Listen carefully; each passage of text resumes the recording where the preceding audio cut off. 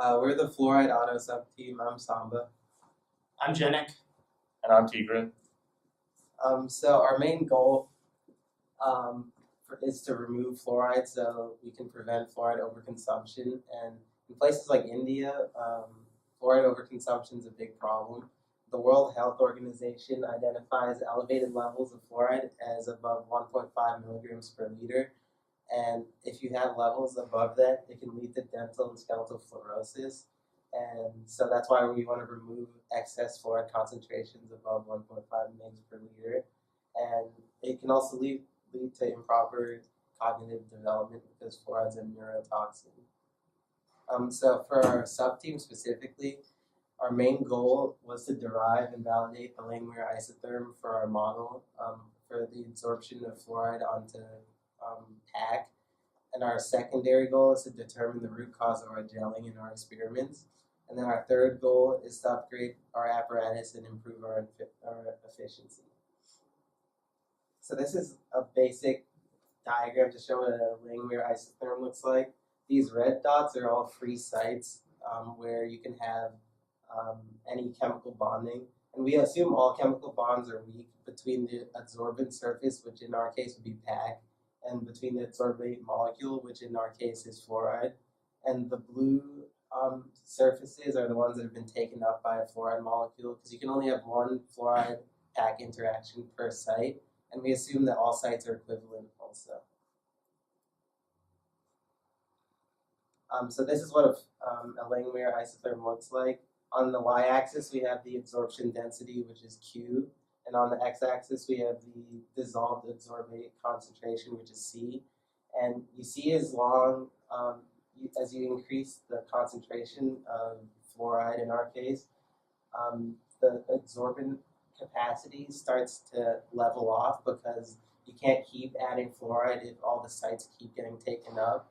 And so you reach a saturation capacity where all the sites have been taken up. And that's the maximum loading capacity, which we call Qmax. So both the fall 2017 and the summer 2018 teams collected data. They collected effluent fluoride concentration at different PAC concentrations and different influent fluoride concentrations just to see what conditions are best for removing fluoride. And what we did is we took their data, combined it, and made a Langmuir isotherm. So as you can see on the y-axis, we plotted uptake, which, as Samba explained before, is your amount of fluoride that was absorbed divided by your mass of your PAC, or your adsorbent. And then we plotted effluent fluoride concentration on the y-axis. And the blue experimental dots are the actual data that the summer and fall teams got. And the orange is our theoretical curve. As you can see, our theoretical curve meets most of our experimental data with low variability, with the exception of a couple points right here and here. And what we did to plot this is we calculated an experimental uptake, or your effluent minus your influent fluoride concentration divided by your mass of PAC. And then we guessed parameters for our maximum saturation capacity and our equilibrium constant for the theoretical uptake. And then we calculated theoretical uptake using a Langmuir model with those guess values. Then we took the sum of different squares between the theoretical and the experimental uptakes and minimized that using an Excel solver function while varying our maximum capacity and our equilibrium constants to get those optimal values. So then we use those optimal values to plot this theoretical curve. And as you can see, it meets the experimental data with pretty low variability. I think our R-square was about 0.8, which is good, but we want to keep improving that and keep validating our Langmuir model.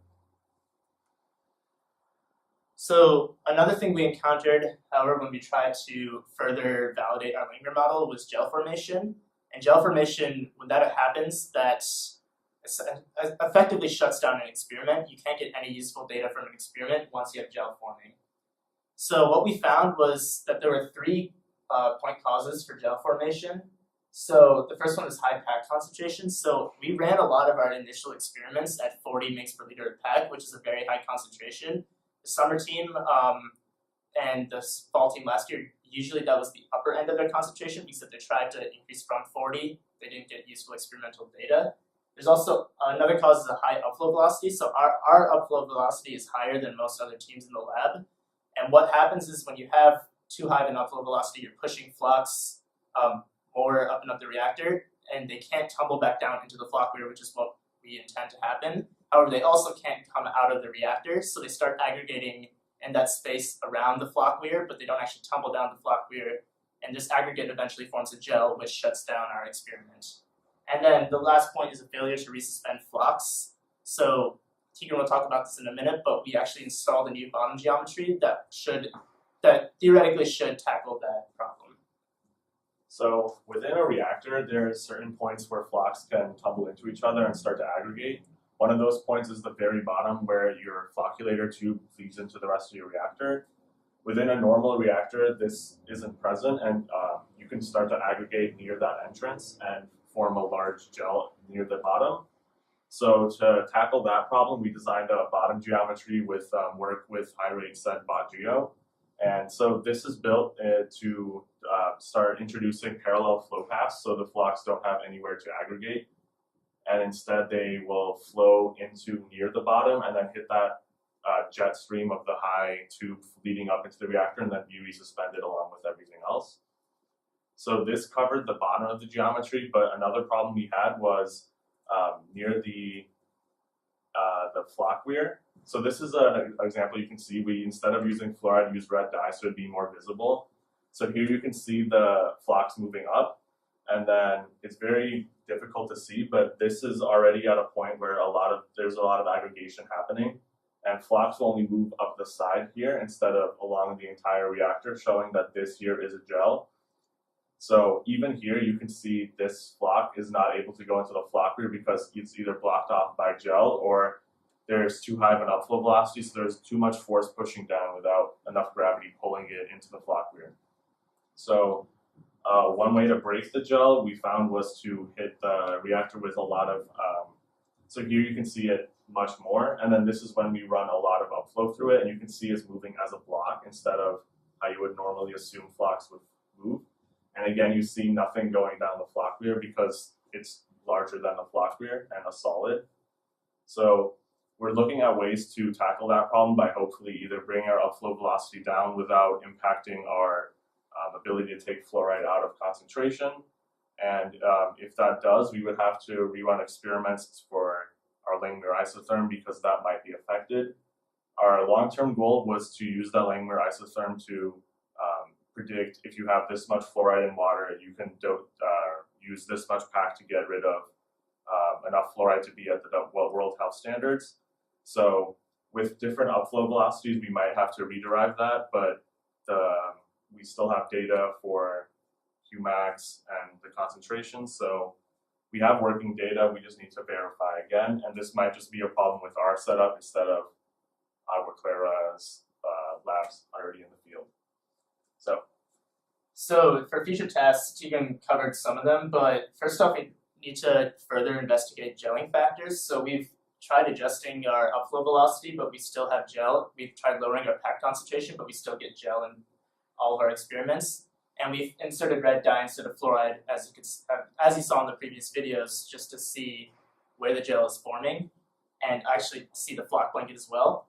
We're also going to be testing floc blanket importance. So when Samba was covering optimizing the design or to make a more efficient apparatus, we're going to see whether the floc blanket is actually important for removing fluoride. We weren't able to do this because of the gel formation, but that's something we'll be tackling next semester. And then also, as Tigran was saying, confirming the Langmuir Isotherm and reducing variability, because we would like to get our square value to be a little higher before we can publish any results. And one thing we forgot to mention this, but one thing we did try to do to reduce the gelling was create a new reactor design. So what happened was the floc weir was jutting into the reactor, and we thought this might cause some flocs to build up and aggregate around there. However, when we redesigned it, we got rid of this design flaw. However, there was still gel formation occurring. So that's something we're still going to be exploring into next semester. So do you guys have any questions?